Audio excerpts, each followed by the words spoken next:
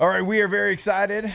Welcome back in OTB, live from the Razor Cane studio, to welcome on our next guest. It is the LSU defense coordinator, Blake Baker, back because he never left us. He's here. He's the defense coordinator. Fired up to have him on the show. And Blake, it had to be the offer that I made you and the lifetime supply of Raising Cane sauce that got you over the top.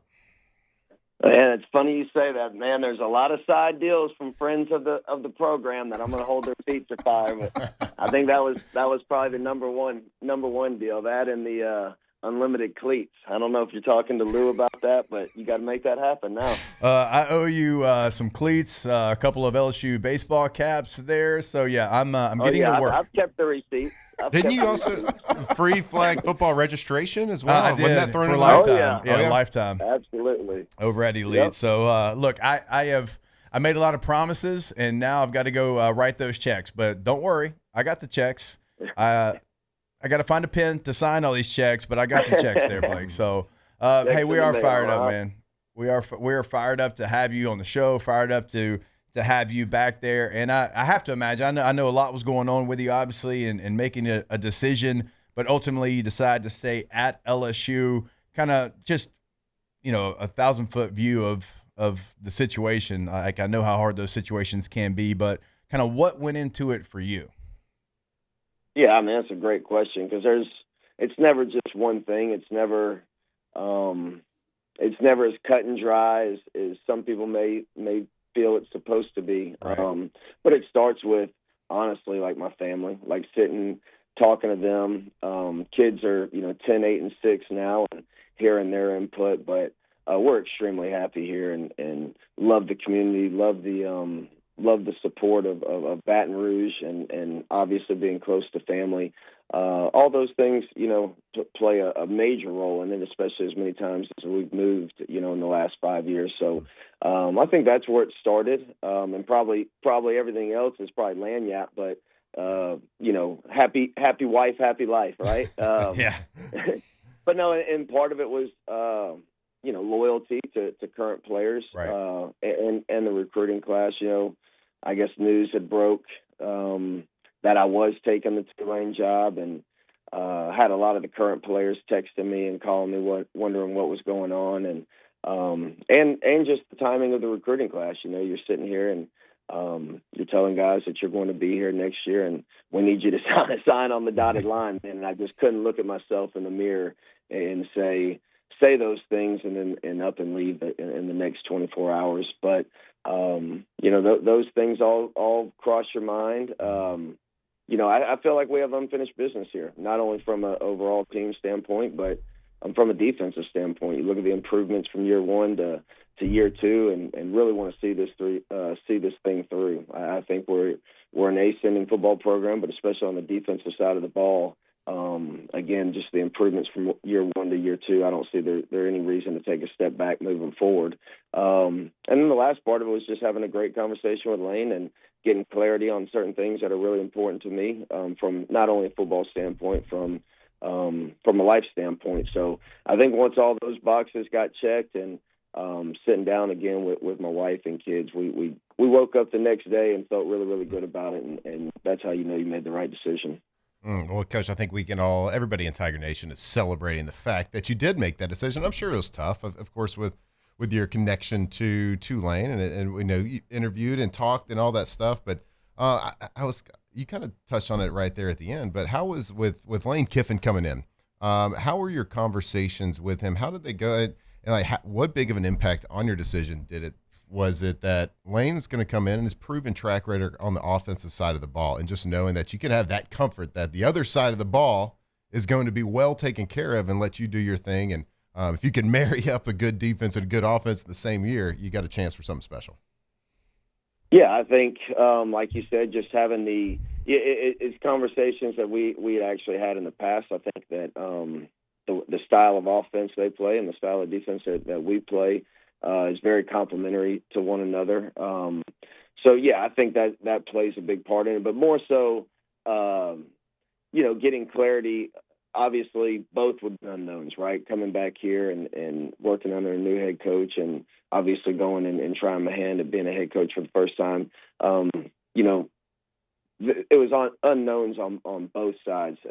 But also just sitting here and talking to Lane, proof's in the pudding. He's won everywhere he's been. So I think it's going to give me a unique perspective on being around another head coach that's won a lot of football games and how they run their program, how they run their organization, how they do things differently than maybe some of the great coaches I've been around in the past. So in all honesty, I think it's going to help me when I do decide to make that jump to be a head coach, because at the end of the day, you're always, or at least me, I've always been preparing my whole career to one day make that jump and be a head coach, and taking meticulous notes on how certain coaches I've been around do certain things and what seems to work and what would fit my personality. So I do think it's going to give me a unique perspective from that standpoint as an overall head coach as well. And Coach, we were excited to start the show. We're talking about you staying here, not going anywhere, but also the defensive staff for the most part, and Corey Raymond and Kevin Peoples, and then like Jake Olson. And Jake's my guy, so I'm a little bit biased maybe, but the job that he did with the safeties and bringing in 2 new safeties, and A.J. Halsey, Tamarcus Cooley, who I thought played well, and certainly A.J. was a player that I thought in the middle of that defense showed up every single week. How big of a deal was it for you to make sure that stayed intact, and it was not only you, but it was your defensive staff as well? Yeah, that was definitely part of our conversation, because that was important to me. These guys have earned it. Again, it wasn't just Blake Baker doing that. It starts with the coaching staff and it trickles down to the players. So, yeah, that was an important part of the conversation that I had with Lane, making sure that we were able to stay intact, and we're still working through exactly what everything looks like. But again, that was an important piece of the decision. Coach, I don't want to like gloss over, because there is still a game to be played. We know we're going LSU's playing in the Texas Bowl, but I do kind of like, we have a big picture in mind here. Like when you talk about getting ready for like the transfer portal portion of the calendar year, like what are some of the big targets and needs that you particularly want to fill on your side of the ball? Yeah, that's a good question. I think when you look at it holistically, I think these bowl practices are important, but obviously now the portal, runs concurrently at the same time with the portal being open and bowl practices. So we'll have some tough decisions. I know Coach and I were going to sit down. Last week was really more about getting the signing class, finished out strong, and now we're going to turn our attention to the transfer portal. But it's hard for me to sit here and say I haven't put a ton of thought into it and haven't had a ton of time to sit down with the defensive staff. So I don't want to give necessarily, we're looking for this position or that position.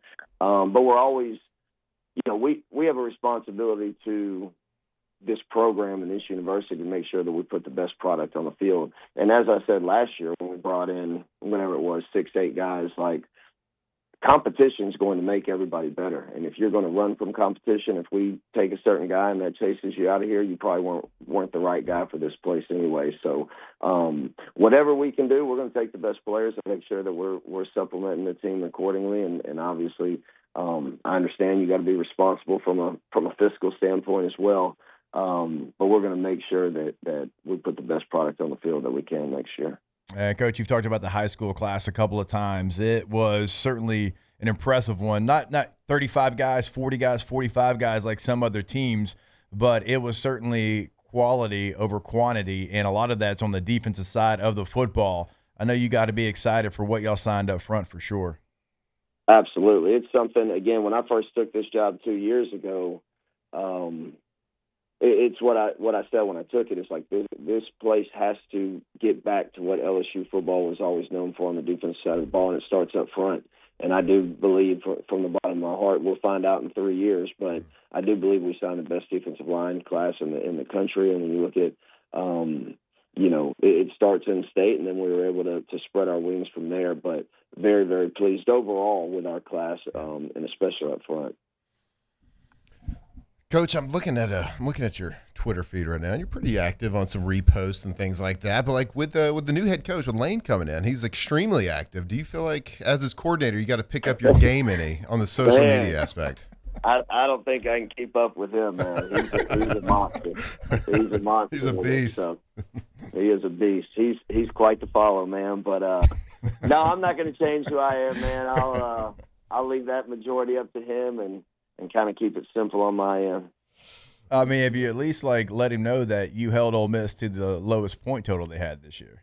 No, I didn't. I didn't realize that, to be honest with you. But I think you're tied. I will. think you and the week after they played LSU was the lowest total they had this year. Yeah, they still got us. So I can't talk too much. I am looking forward to going out there for the first spring practice. I think it's going to be some lively practices. I mean, it is truly going to be like good on good. And it reminds me of like when we were playing here, you had, Jimbo Fisher going against Bo Pelini or Jimbo going against Nick Saban. It was like that made us so much better. And I'm looking forward to those practices, Coach. I think that the intensity is going to be at an all-time high out there in the spring. Yeah, me too. I think, like you said, when you're surrounded by great coaches, and again, all of us are ultra competitors, and having gone against Lane and Charlie Weiss for a few times, I think it'll be pretty spirited out there as well. Yeah, very spirited.